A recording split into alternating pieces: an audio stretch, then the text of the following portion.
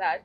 So it only came to hit me later that, the reason why my utensils, I had a special set of utensils that was disinfected, was because I'm HIV positive. The reason why I was not allowed to stay in the same room with my cousins was because I'm HIV positive. Like now everything makes sense. Because that I was the older one, so tulikuwa tunatumwa kwa duka. Naambiwa wewe enda tu useme tunataka mkate. So hawa ndio wamebeba pesa na ndio wanabeba hiyo mkate. Yes. So one time it used to really bother me, like I am the older one, she should just be sending me all together. But no, hawa ndio wanapewa pesa na ndio wanabeba mkate. So did they feel infected? I think so. That is why even my clothes used to be disinfected. Zinaanikwa nje, jua inazichapa. Yes. So you see, no letting strangers know what I am going through was not exactly a very wise decision. That is why my parents decided we are not going to tell anybody that you have. Hi guys, how are you? Thank you so much for tuning in. This is Coffee Time with me, and it's a bright day. With me is Doreen Moraa. Atashare story yake na sisi. She has a very beautiful story. Na pia anajitaga my beautiful story. So ukitaka kujua kwa nini anajita hivyo, atakuwa anashare story yake na sisi. But first of all, I want to give her the opportunity to introduce herself to you. You who she is, what she does, and why she is here. Welcome so much, Doreen. Thank you. And thank you so much for coming. Yes. So, mjulishe mtazamaji wewe ni nani? Unafanya nini? Na mbona uko hapa kwa Coffee Time? Mimi ni Doreen Moraa. I work for an organization called the Global Network of People Living with HIV, and I also create content around HIV-related matters, and I am living with HIV. Wow. Let's just say that. Wow. Yeah. And now, Doreen, the reason as to why you are here is because I've been your follow. Yeah. The kind of content you post, I'm like, this girl must be too courageous, because it's not easy to come out publicly and declare that I'm this because of stigma and so much more. So maybe nijue to at what age did you discover you were positive? Okay, I was born in New York. I have been with HIV on August 8th, exactly 30 years ago. But my parents found out about my HIV status when I was 8 years old. So I had an infection called Abezus. Then I was told now I was tested because Abezus is usually more of a sign of a person living with HIV. So madaktari wakasema, let's test her, let's see what's happening. So my parents agreed because up until this moment they did not know what was the problem, and I was a sickly child. So I was tested and wakambiwa that's HIV. Now the thing is that time I hakukuwa na dawa. So that was in the year 2000. So 22 years ago there was no ARV in this country. So wakambiwa, you guys can take her home, love her, accept her, but also wakapatiwa option ya kumpeleka children's home. So there's a children's home called Global. So okay, why children's home? Because the children's home specified or rather took in kids who are living with HIV. So they thought the children's home might be more ideal for me because I'm the only one among my siblings who is living with HIV. And the other one passed on. So ni mimi tu ndo nilibaki. So the rest of them are HIV negative. My parents are what you call a discontent couple, where my dad does not have HIV and my mom has. And how does that happen? You have always seen your story and I'm like, so one is negative, one is positive. How does that happen? It just happens. Two people meet, they decide they want to do life together, they don't have the same status and then yeah, so it has nothing to like. I see people saying that maybe the negative partner is a carrier, but no. In fact, I've had the carrier thing for no, so long and the negative one is very negative. The positive one is very positive. So there are no in-betweens there. So your parents knew? They knew that at that point. Actually, my mom found out her status when I was tested. So now my dad had already been tested because he was relocating out of the country, and that time it was mandatory you have to test for HIV. So he knew he was negative. My mom now had to test. She tested positive. So now they took me home they had me baptized, sasa ile preparation. And I went to the children's home, not like fully living in, but I used to go, napatiwa miniseptri, napatiwa supplements, even to like zakuni boost. Wait. So after the doctors brought the news to you, Yeah. how was it for you? I think it was difficult. You know, I don't know. At that point, I did not know that I had. Well, the reason as to I'm smiling, I'm not even sad, is because you speak about it with a lot of passion, you know, and like someone else, when you have such a conversation. Yeah. So how was it for you? Honestly, I don't think. I think it kind of hit my mom after my brother died. But when I was diagnosed, they were just so close, and if they were sad or they were going through something, they never really showed it out there. But when my brother died, I think it hit her that she has just lost one child to HIV, and she might lose another. So those are 2 children, plus herself, so those are 3, you know. Yeah, so I after that, she went into alcoholism. She used to drink a lot. So it's like she had already given up. Like, you know, this reality is about it. So what do you do to actually just try and forget it for the time being? So in 2005, she started, now treatment becomes applicable because treatment came in officially in 2004. So in 2005, she went to hospital. Akapimwa tena, of course. Akaanzishwa dawa. So I think she had noted that point of, now I am ready to start medication. And a lot of people do ask, you do expect that when you get HIV, immediately unaanza kuwa mgonjwa. See, my mom lived with HIV for a very long time without knowing, without being on treatment. So that is the weirdest part about HIV. As a virus, it's like that. So depending with the person's immune system, it just eats up the immune system. So until it reaches now the advanced HIV stage, which now we call AIDS. In a progress from stage 1, stage 2 to stage 3, you can feel like your body is changing. But sometimes you can, like, ignore, because a lot of people ignore. And then now, when it reaches now AIDS, if you start...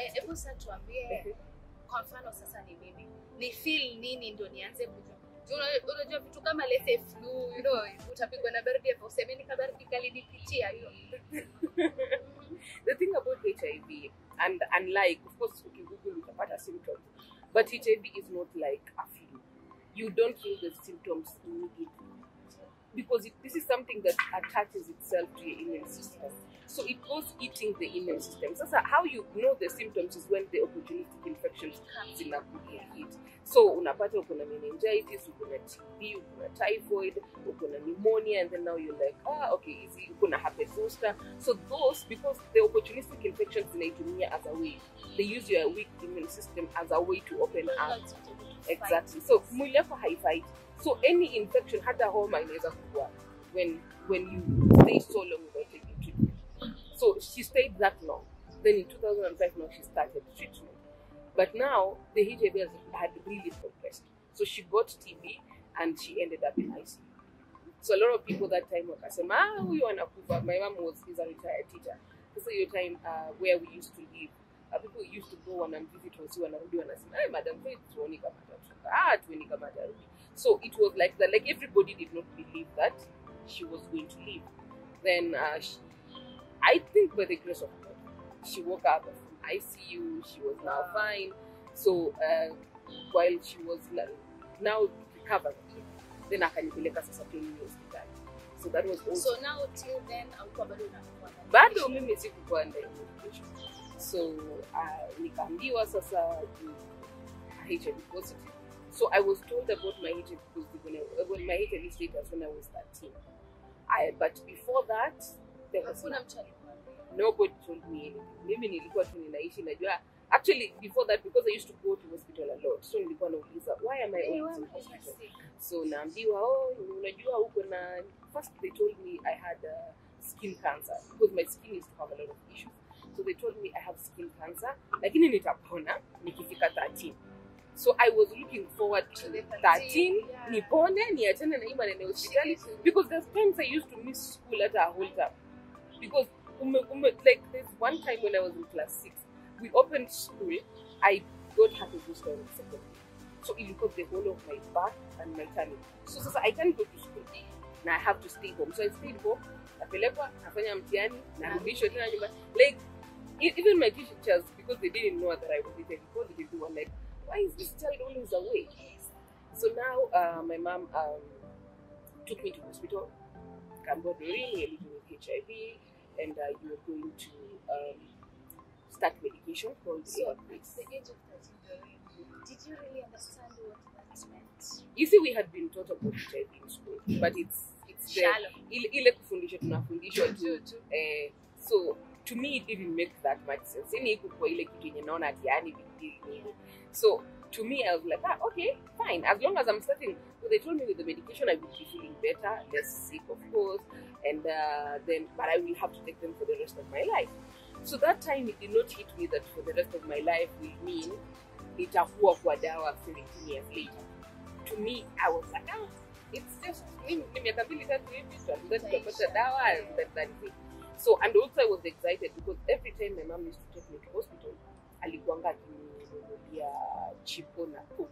I think I posted about that. So you always look forward to that exactly. day. I was always looking forward to the chips, pupu, and soda. Like, and I knew now this is a guarantee every month. It must. Lazima nikule chipo. And then we used to go to hospital very far. So also the distance, I loved the travel. Nini like, wengine wako tu huku mtaani na mimi I get to see a new town like every month. To me, it's all of this, the perks that came with it. I loved them. But now, the following year I was supposed to go to someone, and now that is when the problem started. Because my mama Lina, you can't go to a boarding school. You know how boarding schools are. The nutrition is bad. I feel like it. So I can what I can advise is, like the advice, I go to a day school so that taking medication is easy and all that. So I agreed. When you get a day school, so to get from 2, wakasema hawataki day scholars. Now they want all of us to become boarders. Yeah. So now I had to again transfer to another school, a second school, still a day school. Now, that time I transferred was the same time when the post-election violence happened. And when the post-election violence happened, tulikuwa tunaishi at border town. So you know border towns are hotspots. So we had to relocate. So we relocated. But now the problem was, hapa kwenye tulienda in Tala, hakuna day school. Day schools are so far away. So the nearest school is boarding school. And the boarding schools with so many terms and conditions, so many rules. So hakuna chakula, hakuna nini, and so it is you settling for street food, and nobody, the matron, if you have a health condition, you have to tell the matron, Of course, some of them will start exactly. So now we had to find a way. First of all, we told the doctors, you have to ensure that you have put me on my clinic days have to fall when we are on holiday. The second thing, you have to ensure that now I had to make sure that I had every opening, every midterm, I am coming to school with my parents. So that they carry the treatment. How they're not being inspected. Yeah, of course. So me, I will be inspected. There's nothing. Repeated, tunapatana kwa baadhi the baadhi officers at a very strategic point. And nipatie dawa zangu mimi niende do. So kwa hiyo time bado hata walimu hawajui. Nobody knew that I had HIV. I'm sure it was so hard.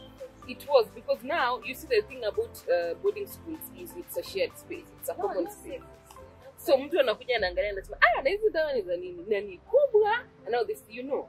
So now I have to explain and tell them, I have a heart problem. I've been told to say I have a heart problem. I have a heart problem. Wananiambia sasa unasikianga aje hati yako kwa week? Na naambia sometimes I speak fungu. Like I'm just NGPU unajua tu. I don't even know how people with, and I'm sorry to hurt patients. I am so sorry. I just didn't know. So with time, sasa nikamaliza form 4. With the hiding nini, my parents used to even split food for me in the school because they knew that siwezi kaa huo muda wote. And of course the infections used to kick in here and there because of the poor nutrition, and sasa hata your adherence, like keeping the time was very hard. So nikamaliza form 4. So 4 good years? No, those were 3 years. Nobody knew that I had HIV in that school. And I was so happy that nobody knew, because if they had known, I don't really think that the result would have been good.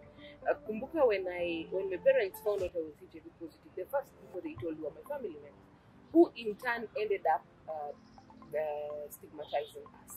So at some point when my brother passed on, I went to live with one of them, and I saw the treatment. And at that time, I didn't want to know why they're treating me like that. So it only came to hit me later that, the reason why my utensils, I had a special set of utensils that was disinfected, was because I'm HIV positive. The reason why I was not allowed to stay in the same room with my cousins was because I'm HIV positive. Like now everything made sense. Because that I was the older one, so tulikuwa tunatumwa kwa duka. Naambiwa wewe enda tu useme tunataka mkate. So hawa ndio wamebeba pesa na ndio wanabeba hiyo mkate. Yes. So one time it used to really bother me, like I am the older one, she should just be sending me all together. But no, hawa ndio wanapewa pesa na ndio wanabeba mkate. So did they feel infected? I think so. That is why even my clothes used to be disinfected. Zinaanikwa nje, jua inazichapa. Yes. So you see, no letting strangers know what I am going through was not exactly a very wise decision. That is why my parents decided we are not going to tell anybody that you have HIV. So life moved on. Nikamaliza form 4. Sasa nimetoka nje. Now I want to go to college. The first start, I wanted to be either a radio presenter in journalism or cabin. And I knew because I qualified, I had everything. So first of all, nikaenda kwa, this thing where parents tell you, go and consult somebody about this. Yeah, so I could advise on what. Nikaenda kufanya consultation. So the person is a relative as well. But with your status, I don't think. So how is your status related to what you want to do? With your status, I don't think radio is good because people will know you, and then when they know you have HIV. And I don't think that that's something you want. And I see these things every day. People get known. So just go and think about something that is not like in the public eye, and that so I went back home. I felt bad because this is also coming to my relative. Exactly. So I felt really bad. I even told my mom I don't think she should have sent me there. But kukaenda kukao.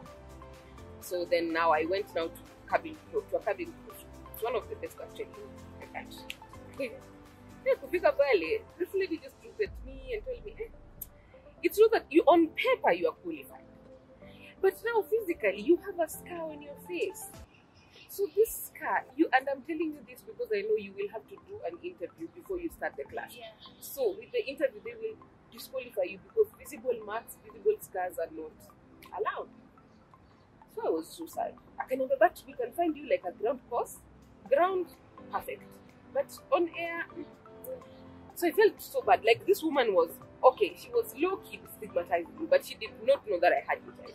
But the reason why I have the scar in the first place is because I have herpes zoster, which is caused by HIV. So now I felt so bad about it. I was like, ish. I went home. I told my mom, now I don't know what to do. Now, for the two options I had, I have been told to stay away from them, and the options that I'm being given are not even better. So I stayed because what happens at what? Like, touch and go. Let us just wait and see what happens. So later on, I went to college. I did community development. So nikamaliza. Still nobody knows that I'm doing HIV until I started my attachment. So when I was in attachment, because I did my attachment at the TS, the Service Commission, they have a wellness unit. It used to be called the AIDS control unit, but they changed the one. So now we were there, so going out, testing people in most institutions of higher learning. So one time we went to one, I think it's Apollo,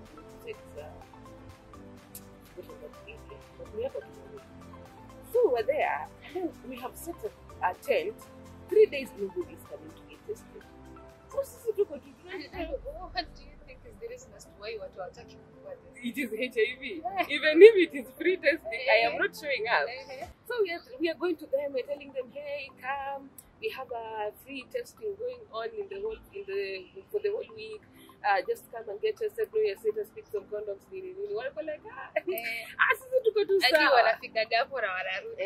In fact, you ask someone when is the last time you tested for HIV, they tell you, I have never tested, but I know I have never tested. Maybe I couldn't have. So those were the responses that we are receiving. And then now my boss came like on that Wednesday. She's like, why are there no people here? Where hapa ni Kukumu? The students are just not showing up, kabisa. So she told us, maybe you should, she now challenged me, have you tried like telling them your story, telling them who you are, what you really are? So, you know, when I was first disclosed to you, I was told never tell anyone that you are living with HIV. And then now this lady, who is also my boss, now wants me to tell people who are strangers that I am living with HIV. So because she's my boss, I will not say no. I told her, that is a good idea. I think we should implement it. On the next visit, I will definitely do that. So she was like, yeah, we actually need to think about that. So she told me, first of all, go and write your story, bring it to me. So this whole time, nobody had ever asked me to relive my experience. So it was just like, tunaenda tu. So I was like, I don't think I want to do this. So I wrote the story. I wrote it like 3 times. And I was like, You're not ready for I am not ready for this. So one time when, before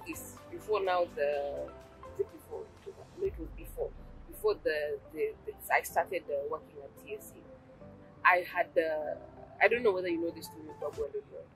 Yes. So Babu Oliondo, I had seen Babu on TV. So it happened during the time I was frustrated about everybody telling me you can't do this, you can't do that. So I was so frustrated. And then I saw him on TV. Like primetime news, unaona Babu. And by then what was it? And there was a queue, like a refu, and he's being interviewed by the media, and he's saying how he cures everything and how he has the cure for everything. Because actually, remember that year, we had neighbors, walifunga safari Doreen. Kulikuwa na stage ya kwenda Loliondo kila kaunti. There was a stage everywhere. And was that mzee real? He was real. Babu was very real. But his treatment was not. So we went. I convinced my mom. Nikamwambia labda ndio dawa. This is what we have been waiting. Exactly. So we were to travel. Kulikuwa na gari pale otisi zilikuwa zinaandikwa Loliondo kwa Babu. So we went all the way to Loliondo. We drank the cup. It was just like ilikuwa tu herbal medication that has no taste. It was not even bitter or anything. Like haikuwa na taste kabisa. Now, before you made the decision of Loliondo, I'm pretty sure, of course, there were testimonies. But ilikuwa tu kweli ni watu wamepona, ama it was something. You see, Loliondo was a wave. And you see, people love waves, you know? So it was a wave. The same way, way back to the watu walikuwa wanaombewa na pastor nani.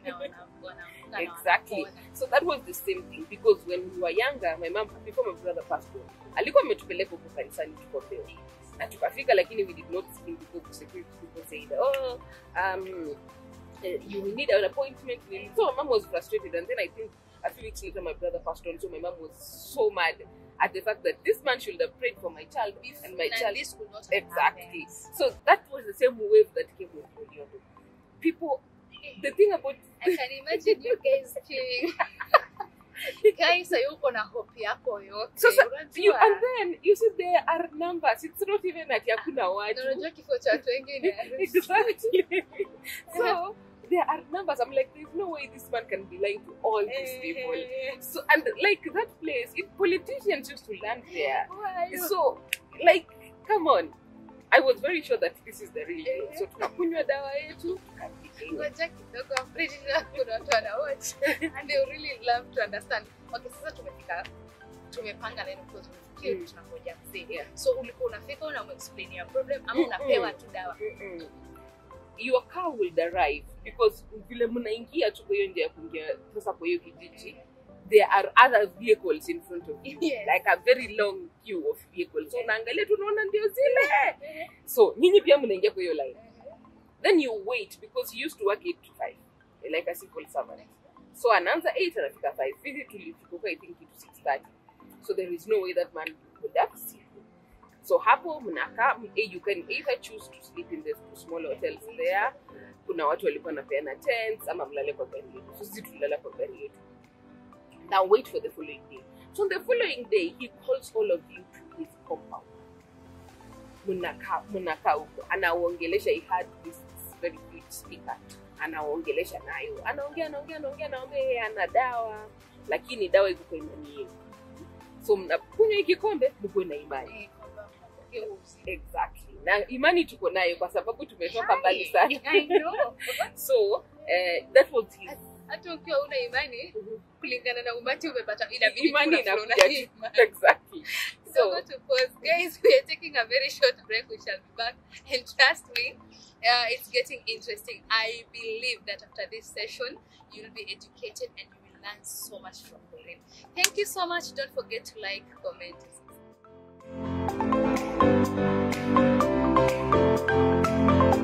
So, guys, we are back, and we want to know what really transpired from there. So, Doreen, venye tu tumesema, of course, upata watu wengi na vidingi tu umepata hiyo imani. Nyinyi wote mnataka kusaidia. So what happened? Now after we got the imani, we came back. So of course tukacha kukunywa dawa, si tumepona. So tukacha kukunywa our ARVs, we stopped. So my mom stopped for 3 months. I stopped for 2 years. So my mom stopped for 3 months, akaenda akapimwa, akapatikana baada ya positive, akaendelea na dawa zake. As for me, I was still in the denial. Nilikuwa najua kuna vile ile dawa itakosa kuwa. So why exactly am I going back to treatment? So I kept going all along. Naenda hosi. The first year I will go to hospital. Ninapewa dawa. Nakuja na zita kwa. So now there's something called a viral load, which tests the level of virus in your blood. So I was tested and my first viral load went up to 70,000. And my doctors started calling each other. Like, unajuanga tu vitu ni mbaya ukiona. Like, are you taking your treatment every day? Yes. You are sure you're taking treatment? Kabisa, why will they not take treatment? Then something is wrong because 70,000 copies is high. And I was on a normal day, less than 50. Yes. Now it's 70. Yes, 1,000. Okay. So where to kushtuka? Imani. So I was like, I don't know, maybe it's the time. So now they are guessing, trying to find what. Because they're like, this has been a star patient. There is no way you come from star to 70,000. It does not make sense. You're sure you're taking treatment? Yes. Because mama, maybe the treatment is not working because there's sometimes some regimens zinakata kufanya kazi. So kaniambia, you go, if you come back again next time and it's still high, we need to change you to another regimen. So now, that time we only had 2 lines of treatment. We had the first line and second line. So nikajua nikitoka first line niingie second line, hakuna vile nitakuwa na more options because still I am not willing. I have not found the willingness of going back to treatment. So I stopped going to the hospital now altogether. So when I stopped, as I told you, HIV is a strange disease. So it takes its time to eat up with your immune system. And 2 years later, like 1 minute, I was just okay. Nikilala, usiku wa manane, nikaanza sasa the shivers, my mouth was swollen, nikapelekwa hospitali. Asubuhi yake, I had pneumonia. Now sasa the herpes zoster had broken off. So sasa the doctor started, so you uliambiwa hivi dawa unakuja for the rest of your life. I'm like, yes, but I'm tired. Like, and also, at that point, I had given up. I was so tired and I did not want to continue doing this for the rest of my life. And they did not tell me that the rest of my life was going to be how many years later. So now I was like, we call it a drug holiday. I just needed the holiday. But now you see the thing is, the next time you have meningitis, you will die. That is what happens when you stop taking treatment. So, okay, I see. So, the only reason why I was there, it's because I was in pain and nothing else was working. But otherwise, I did not want to even be there. You know what? I'll see what I can do. But I can never not see. You have to go back to treatment. So I can finish about treatment because antibiotics in India, that time I can't even eat. So like I have to eat only liquid stuff and that's kunywa na straw. Because my mouth is so swollen, my tongue has so easy kula.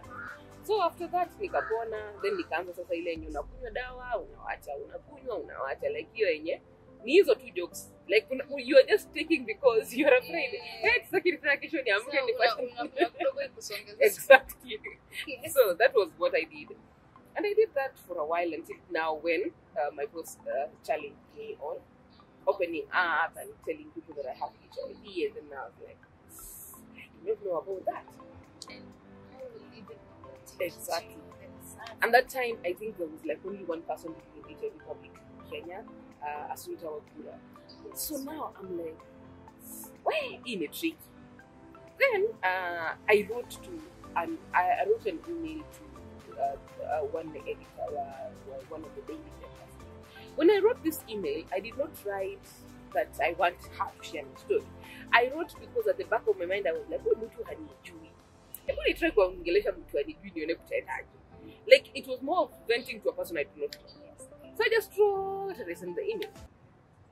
And then she contacted me back. So when I saw the reply, I was like, okay. I think this has gone out of hand a little. This is because honestly it was her work email. So I did not I expected her to know it. Like this is another person, you know? And then she was like, no, you need to come in and share your story. And now I went. We did the interview. I told my mom, kama kuna journalist fulani, and nimemwandikia email. And now I told her it is my boss who told me, right? And then no problem, you just go, let her share the email. So I went, I shared the email, I shared my story. So it was supposed to be on print at first.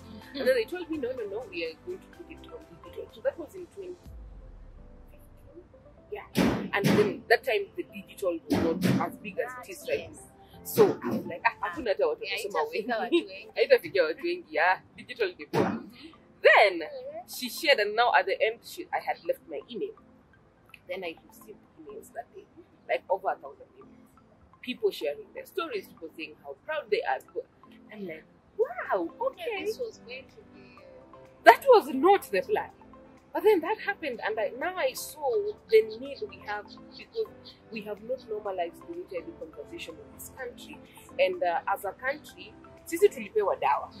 Serikali ilileta dawa na plus donor, and then that was it. Sasa nyinyi mnafaa mujipange. Ukipimwa upatikana kuna HIV, kunywa dawa zako, endelea na maisha. But now there is a loneliness that comes with HIV. And these people are all living with HIV, and they have nobody they identify with. So it is just them. Imagine Doreen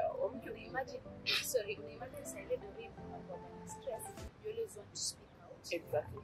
At least mtu akusikilize, just to give you a shoulder to na kuambia unaweza fanya hivi na hivi. But now you can't even share it out because unaogopa. How will people what are people going to say? So because of that, now I started sharing my story. Now they shared it on social media.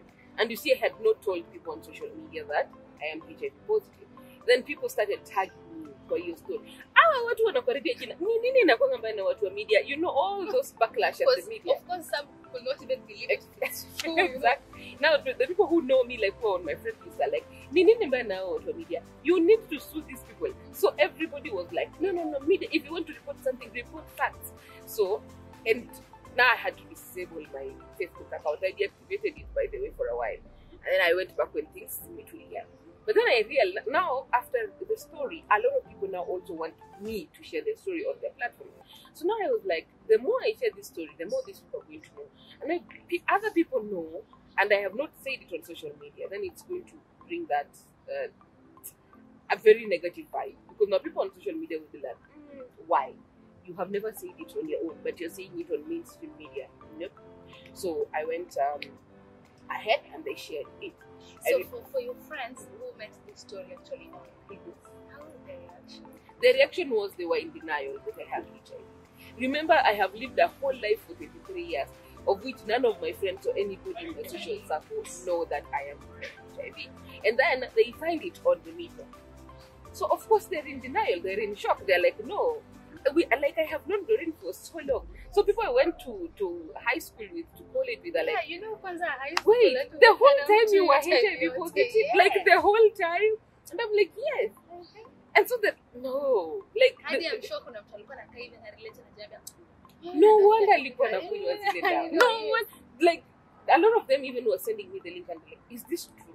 Because most of them did not believe that I was actually HIV positive. So then now I shared it online, and the first time I posted it online, and I told people living with HIV and all that, and then now people started now, of course, with the negativity.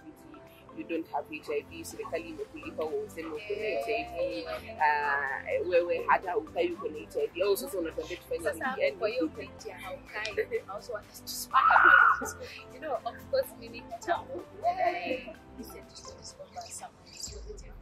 Of course, unajua kitambo wakati ikianza it was so bad. Yeah. Kuna watu nywele inafall, ameona. But nowadays, si hivyo tena. Yeah. Yeah. So, ni nini hii yenye watu walikuwa wanatafutanga sana ndio waweze kutell Doreen is Now people are still kwa hiyo picture ya nywele zina fall na unakonda and you look HIV positive. But the thing is, that time people were reaching that stage because there was no treatment. Nowadays, the people who reach that stage is because they do not want to take treatment. But for our people who are taking treatment, you see most of them, you will be like, enyewe haukai uko na HIV. You see, enyewe haukai uko na HIV because the treatment ideally came in to stop people reaching that stage where it's like towards a point of death. So nowadays, if as long as you start your treatment, you're good to go. Like your life is just normal. I think I also have friends in the same situation, and they're really doing good. They actually look good. Ile mpaka saizi sasa Doreen, I'm sorry to use you as an example because kidogo wewe inanishinda, but mwenye saizi anatuangalia tu. Mimi na wewe hatuna tofauti. Exactly. Unaona? Exactly. So I'm sure mtu anaweza kutana na wewe first times, of course, you're chatting with Doreen. You're like, udemana shida yote. So of course it comes to surprise. Amepata na wewe uko, of course, your YouTube channel au kwa TikTok. Doreen anaongelea treatment. Doreen akona picha na kunywa dawa. Is this, you know? Yeah. So I understand. Maybe pengine perception yao wana expect HIV awe anakaa. Exactly. Which I also think is so bad. Kwa sababu hivi uko na chances za mistake. Exactly.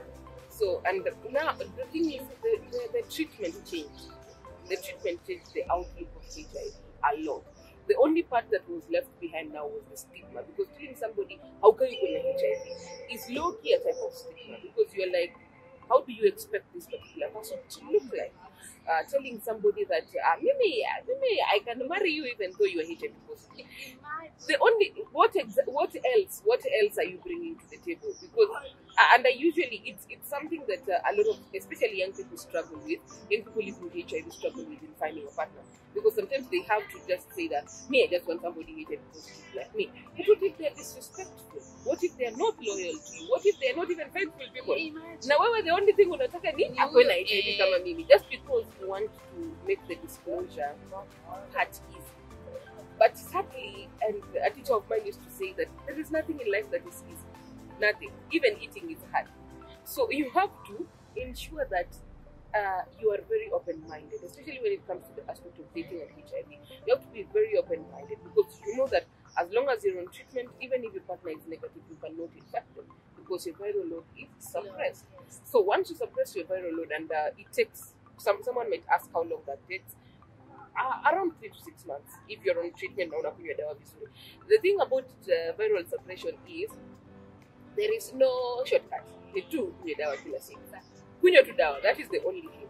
So a lot of people nowadays are in the thing of maybe HIV positive, and that is why I usually say, and I do post about this, saying, stop testing people with your eyes. Hakuna lab kwa macho yako. Macho yako ni ya kuona. If you want to know the status of somebody, test with that. Know that that person is living with HIV. Stop making jokes about HIV, because when you make a joke about HIV, you might have a friend or a relative struggling to accept their HIV status, and then you're joking about what will give you and then they cannot even open up to you because of like, and then you see. So the thing is, there is the social stigma, the society stigma, and the stigma from a person themselves. So on the self stigma, and I also think big time stigma is it is stigma. It is actually stigma. The problem is not lack of treatment. It is the stigma that comes with living with HIV, where a lot of people are like, some people even ask me, so how long do I have to live? And I'm like, I don't know. That question, ask God, because I don't know how to explain to you that you are going to live up to 70. I don't know how long God plans to put you on earth. But the thing is, your life does not change. The only thing that changes is the fact that you have to take treatment every day, nothing else. Chakula unakula kama mtu normal, and there's no allergies.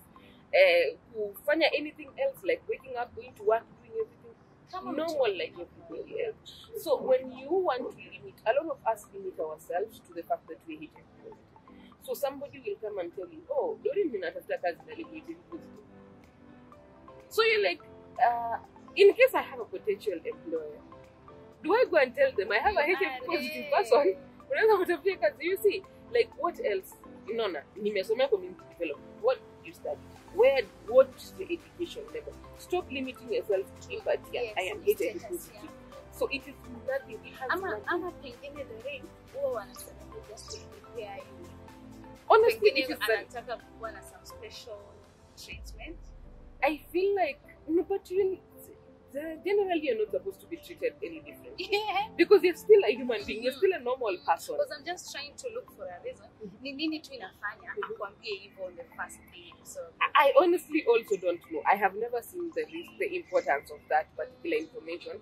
Because if I, for example, approached you and I told you, Flo, I'm looking for a job, I wouldn't come and tell you, Flo, I'm HIV positive, ninataka unitafutie kazi. Flo, unajua niko HIV positive, nataka unitafutie mtu. You see, it is, yes, then what? What else? What next? Apart from you being HIV positive, what else are you bringing to the table? That is the whole question. And I am saying this because I don't want us to define ourselves in a HIV setting. We have other things that we have done that are out of our diagnosis. So that is what I want. If I'm saying, Flo, can you hook me up with a friend of yours? Tell them I am tall. Tell them I love traveling. Tell them I love cooking. Which other attributes? Because if I say I'm HIV positive, you're not going to tell your friends, Sasa kuna msichana I'm HIV positive. So what else? Yeah. So you see, so let us, as people living with HIV, let us move away from our diagnosis for a minute.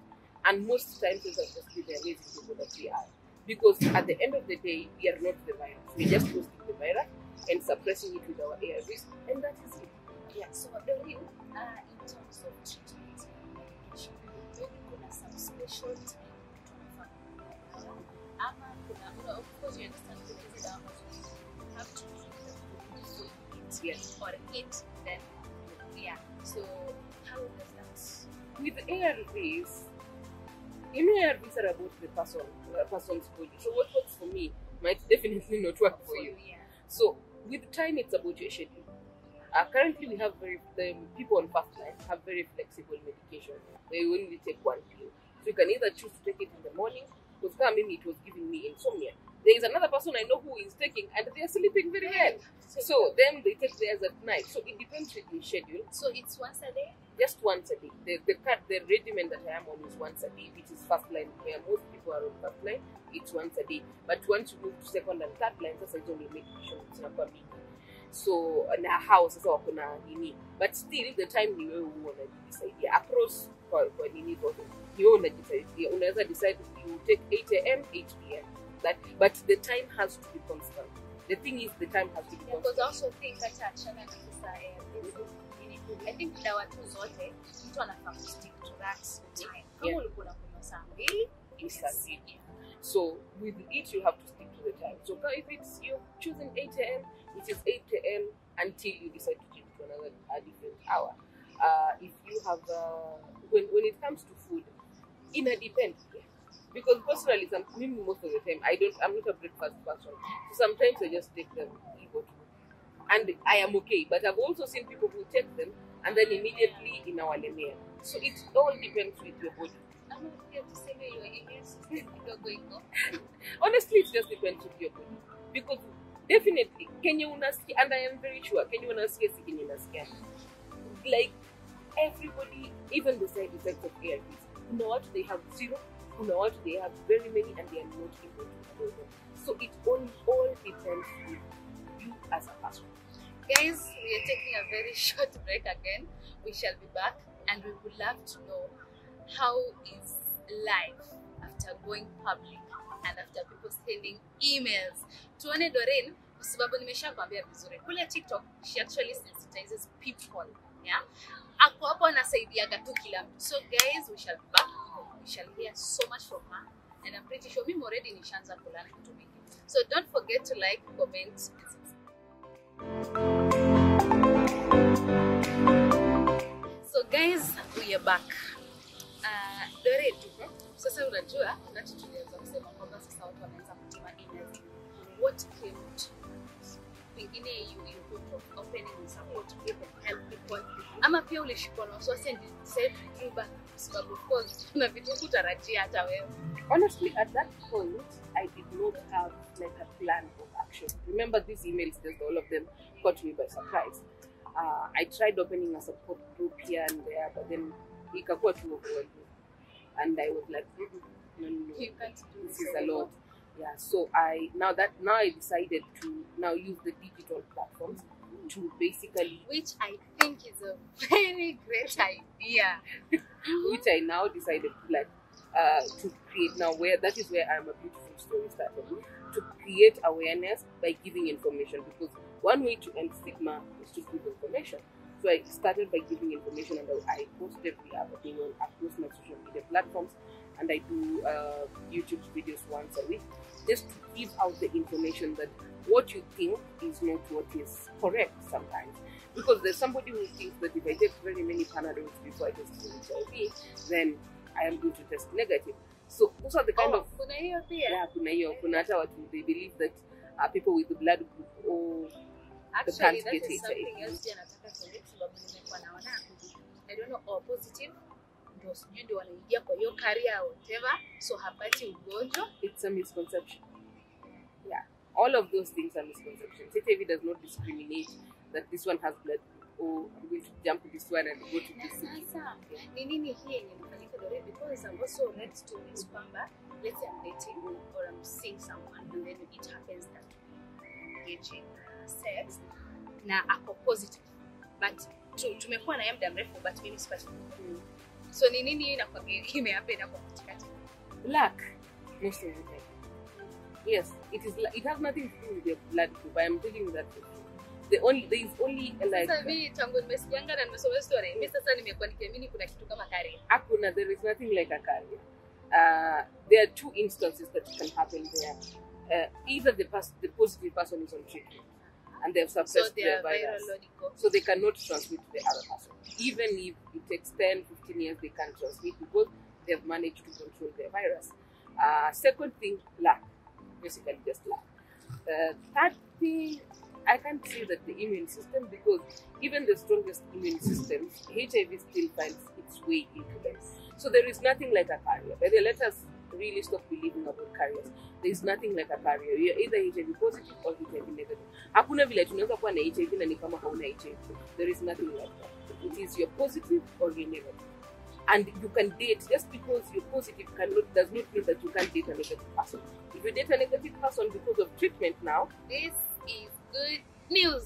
You don't transmit to them sexually. So basically, it works like that.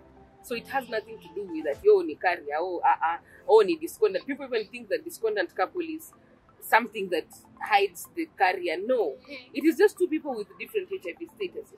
The same way two people with the same HIV status can decide to date and they're called a concordant couple. So it has nothing to do with carrier. No, it is just a positive, then negative.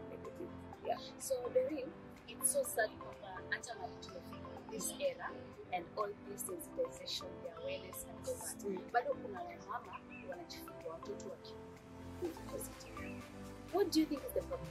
Ni kwamba maybe aliogopa kwenda kupimwa? Because I also think saizi kwa hiyo pregnancy stage unafaa kupimwa every time and then. Yeah. What happens? How do they hide? They just don't go to hospital. Like, because they know that nikienda usintapima. Maybe some of them have cheating patterns. So anajua nikienda usintapima. Nikipimwa, if I'm found out positive, then it's going to be an issue. So most of them delay going to hospital, and with the delay, then they get infected along the way, and then in turn they infect the child, because you can infect the child during pregnancy, during birth, or during breastfeeding. Breastfeeding we can control, but during birth and pregnancy we can't, because basically that is more on the mother's side. So if they started treatment earlier, they cannot transmit during pregnancy and when giving birth. So the thing is, it is also the responsibility of the mom to actually go to hospital. So akienda pale and then until the breastfeeding, the child is always given prophylaxis medication. Yeah. So your prophylaxis ne prevent mtoto asipate HIV. And the mom can, the first 6 months is breast milk only.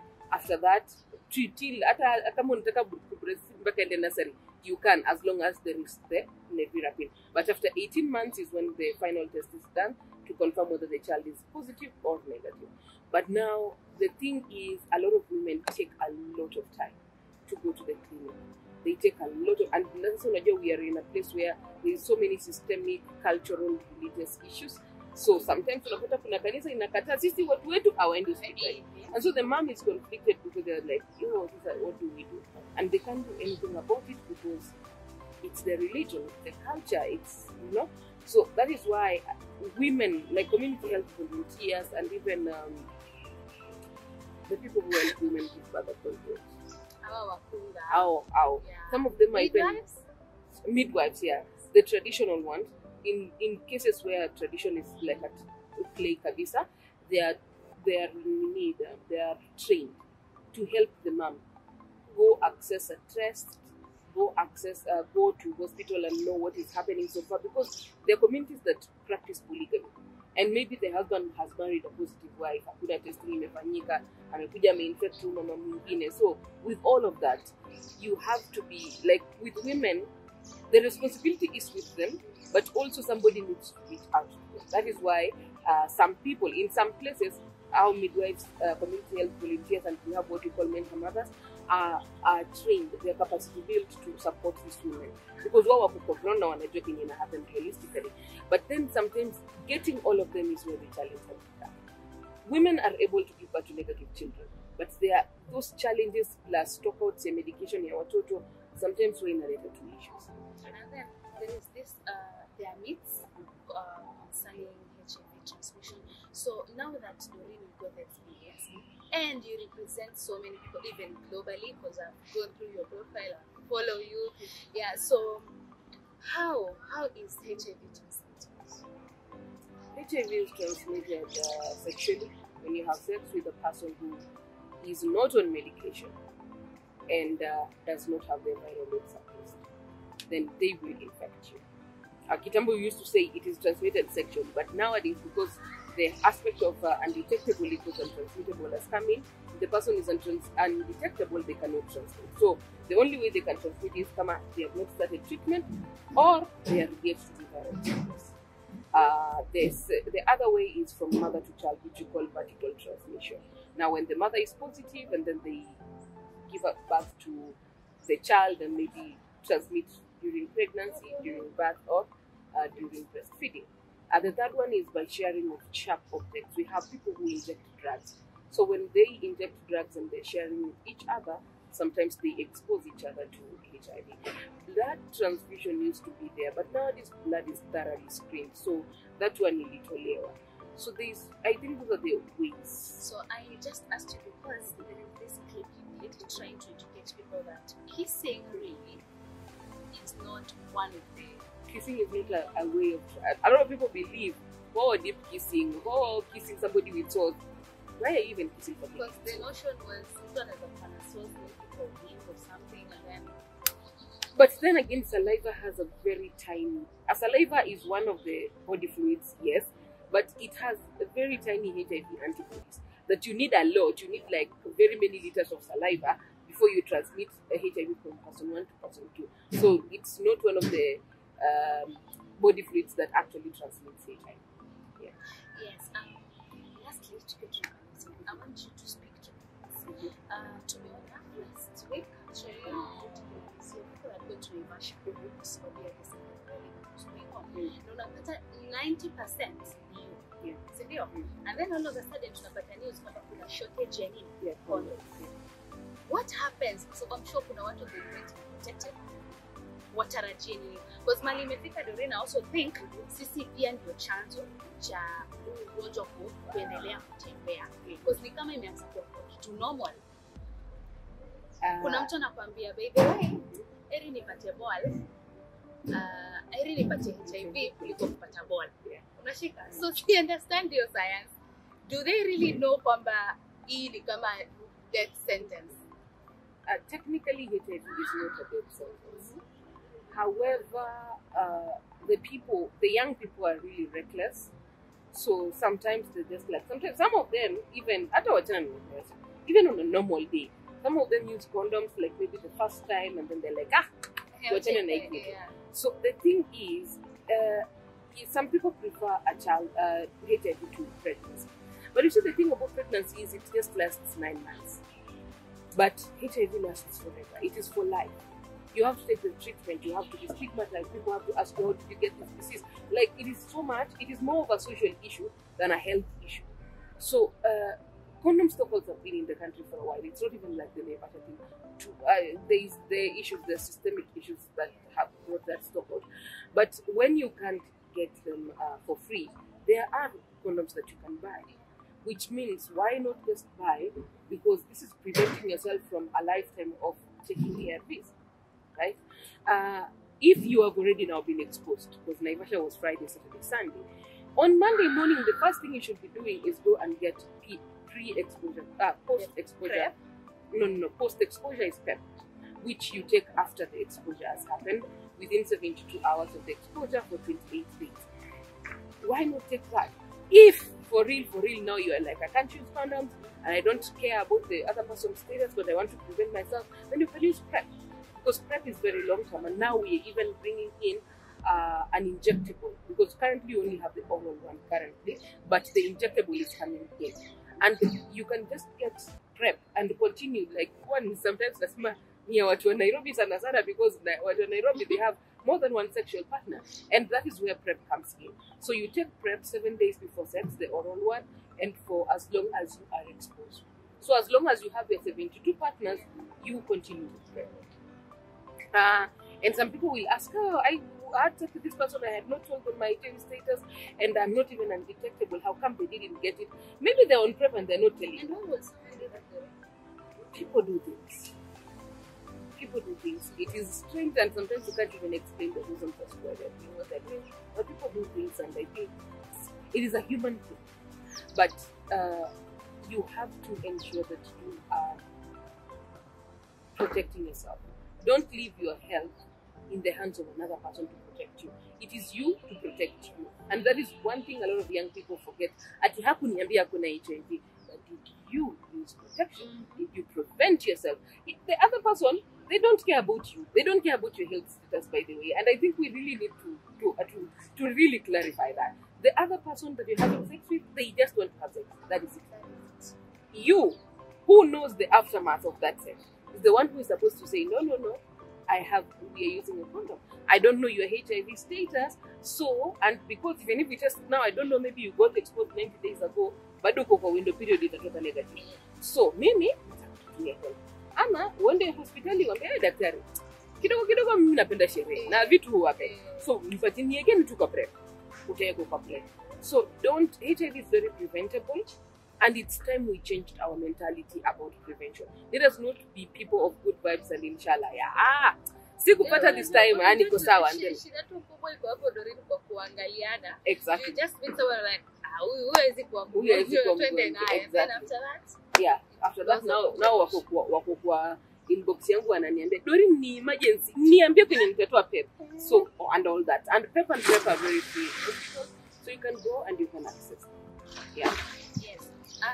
Someone is watching us, na pengine jana ama leo asubuhi umepata taarifa kwamba she is sick, umeenda hospitali ya mapema, she is sick. What can you tell them? I can tell them that you are new. You are new. Relax. This is a lifetime thing. Don't say that, oh, I want to accept first before I start treatment. Acceptance is an everyday thing. It is not a tea. After 2 weeks in the body make accept. There is no timeline for acceptance. Acceptance is a lifetime thing.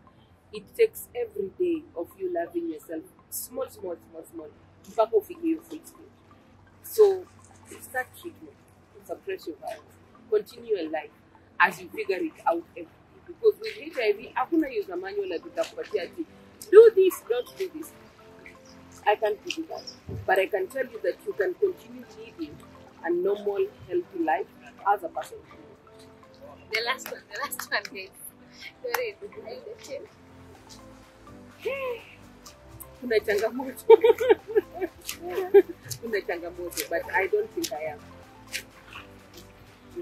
So uko lakini Ni kama siko soko, ni kama niko soko. Yeah. Yeah, lakini sisi tunasema tu soko usirudi huko kwa Side ya vitunguu na avocado. Tapenywa. Guys, it's been a very beautiful, interesting conversation, and I'm really grateful for having Doreen with us here. Najua kuna kitu mmepata. So I want Doreen to mention her social media handles. Mumfuate huko. I'm also sure kuna ile kitu inakusumbua, you just want to talk to her. Please feel free, Doreen. What is your social media handles? So my social media handles are Facebook, Doreen Moraa Moracha. The Doreen has a double E. So usiende kutafuta ya I don't know, however, either way imeandikwa, but mine has a double E N. My Instagram is at Doreen _ Moraa _ Moracha. Twitter is single D _ Moraa. TikTok is DEE Moraa 01, and YouTube is Doreen Moraa Moracha. Wow. Thank you so much, Doreen. Thank you. I don't know kama watapenda kama vile nakupenda, but I just want to thank God that you came. Thank you so much. You are important to the society and us all. So kuna watu pengine mko mnajua that Jessica learn hata apart from the HIV status and all that. She's a very interesting lady. So please fanya la ziada. And thank you so much for tuning in. This is Coffee Time, and thank you for always supporting us. Asanteni sana. I wish you all a good day.